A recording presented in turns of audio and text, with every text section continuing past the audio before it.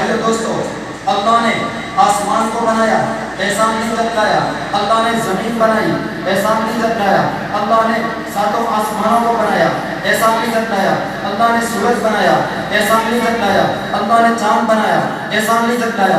اللہ نے ستارے بنائے، احسان نہیں جتلایا۔ اللہ نے دریا بنائے، احسان نہیں جتلایا۔ اللہ نے سمندر بنایا، احسان نہیں جتلایا۔ اللہ نے درخت بنائے، احسان نہیں جتلایا۔ اللہ نے مجھے اور آپ کو پیدا کیا، احسان نہیں جتلایا۔ اللہ نے حضرت آدم علیہ السلام کو پیدا کیا، احسان نہیں جتلایا۔ اللہ نے حضرت نوح علیہ السلام کو پیدا کیا، احسان نہیں جتلایا۔ غرض یہ کہ پوری کائنات، زمین و آسمان اور اس کے درمیان جو بھی آپ کو چیزیں نظر آ رہی ہیں، ان سب چیزوں کو اللہ نے پیدا کیا تو احسان نہیں جتلایا۔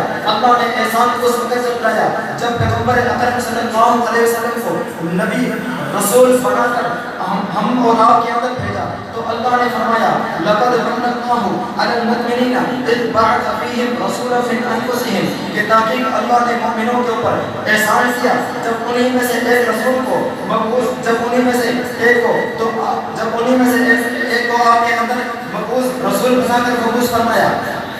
میرے بھائیوں